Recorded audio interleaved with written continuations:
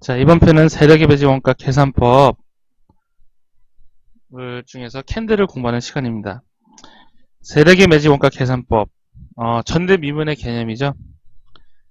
지금까지 기술 분석 책이 여러 권이 쭉 나왔는데 세력의 매지 원가 계산이라고 해서 알려주는 책은 없었습니다. 그런 전문가도 없었고 그걸 알려주는 사람도 없었고 개념도 없었고요. 그 개념을 제가 정립해서 지금 시작을 하려고 합니다. 제일 먼저 공부해야 될 3대 요소가 있어요. 세력의 매지 원가 계산법을 공부하기 위해서 3대 요소가 있는데 첫 번째로는 거래량입니다. 거래량. 빨간색 거래량 보이시죠? 거래량.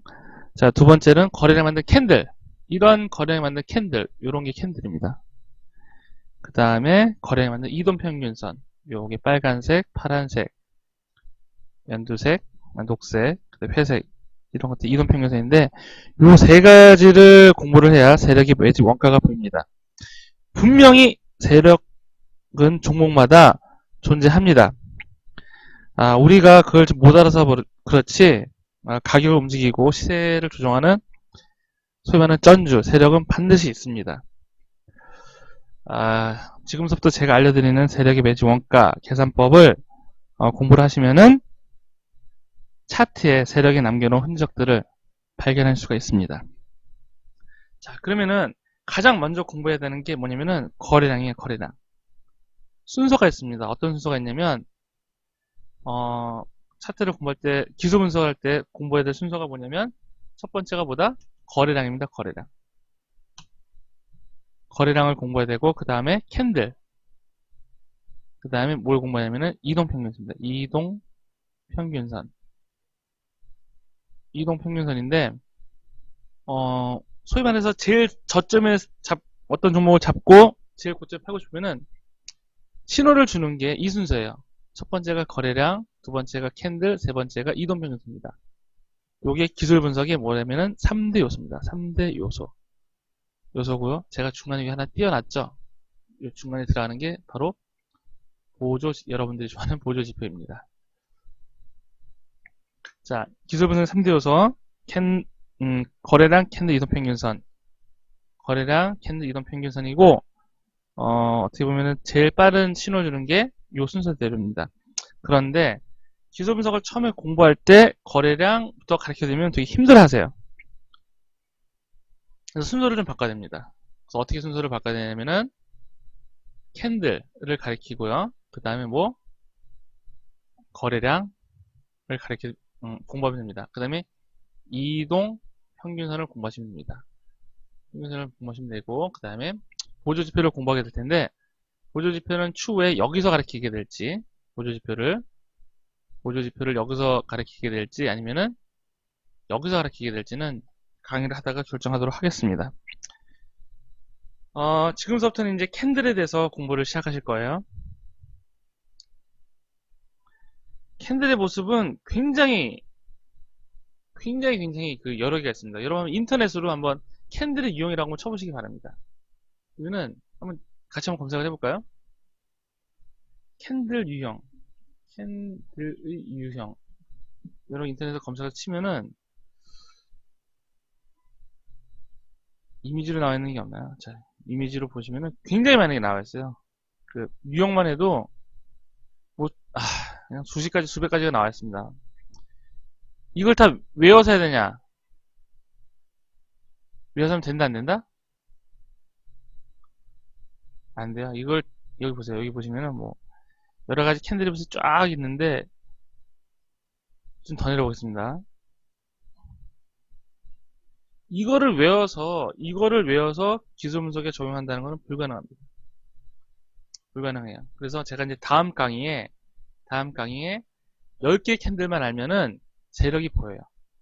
10개 캔들만 하면 세력이 보입니다. 적게는 8개, 많게는 10개만 알면은 세력이 보이는데, 그거에 대해서 가르쳐 드릴 겁니다. 다음 강의에서는 그걸 배우시게 되고, 지금 강의에서는, 캔들이 만들어지는 어떤 원리라든가 그 의미에 대해서 간략하게 공부하고 넘어가도록 하겠습니다. 여러분 그 캔들이 만들어지는 원리를 이해하시기 전에 그 전에 개념을 정립할 게 있어요. 어떤 개념이냐면 음, 주식은 있잖아요.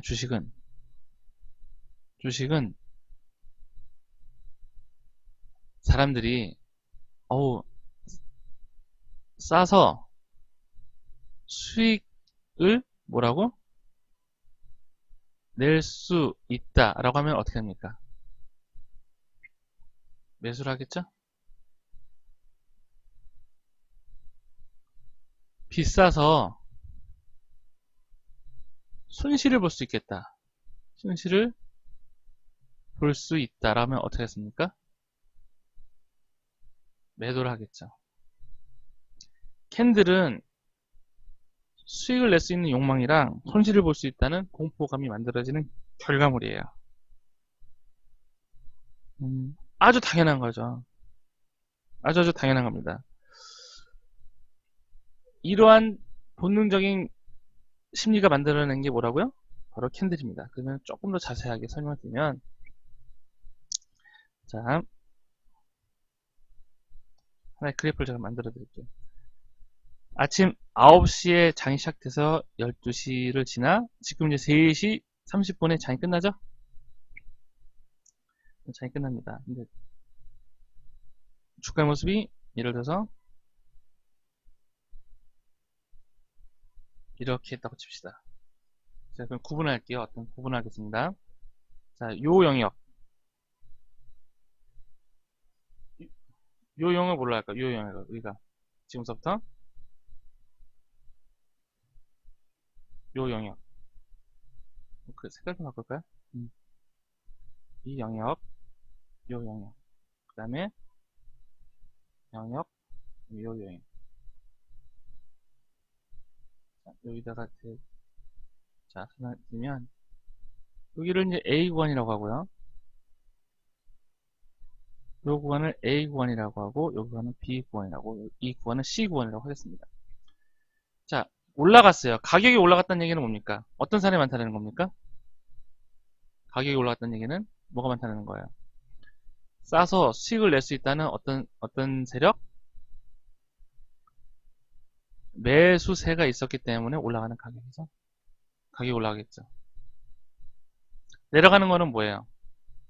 비싸서 손실을 볼 수 있겠다는 사람들이 많으면 많을수록 손실을 보고서라도 지금의 손실을 조금 보고서라도 나중에 더 큰 손실을 방지하겠다는 사람들이 만들어낸 결과물이죠.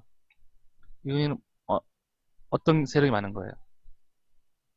매도세가 많은 거죠. 다시 여기는 뭐가 많은 거예요? 매수세가 많은 거고요. 그죠? 자, 그러면 캔들은 어떻게 만들어지냐면요. 하루 중 가장 어떤 가격? 시가와 저가를 있습니다. 일단은 시작은 여기서 시작했죠. 자, 시작을 여기서 했고, 시작을 해서 했고, 종가가 어디서 끝났죠? 여기서 끝났죠.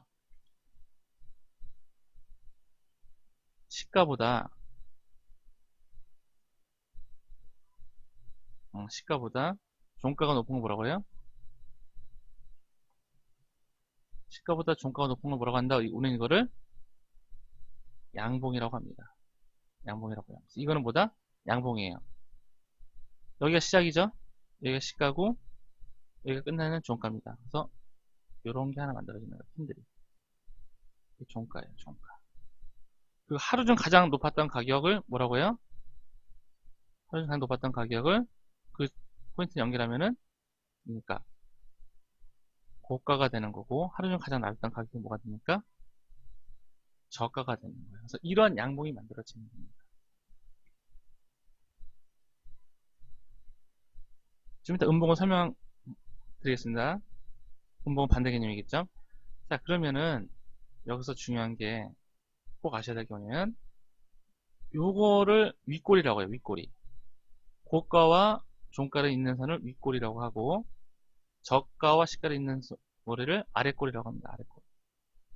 아랫골이라고 하는데 이거는 왜 생긴 거예요? 윗골이는. 어떤 것 때문에 생긴 겁니까? 어떤 것 때문에? 요 부분 때문에 생긴 거죠. 요, 요 부분. 요 부분 때문에 생긴 거죠. 요 부분이 뭐였어요?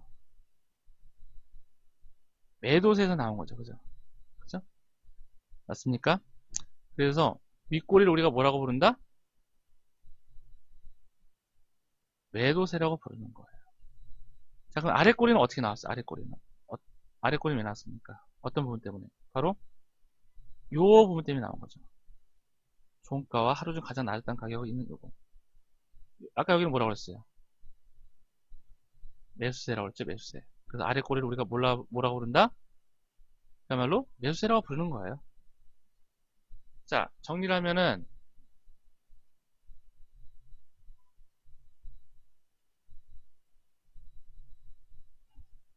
이러한 사각형이, 빨간색 사각형을 우리가 뭐라고 부른다? 양봉이라고 부른다는 거죠. 이거를 뭐라고 불러요? 양봉이라고 부르는 거고, 시가보다 종가가 높은 걸 양봉이라고 하고, 하루 중 가장 높았던 가격을 고가, 하루 중 가장 낮았던 가격을 저가라고 합니다. 응?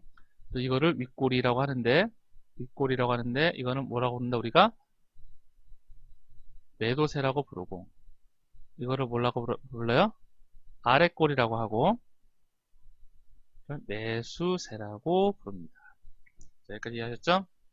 양봉에 대한 설명이었습니다.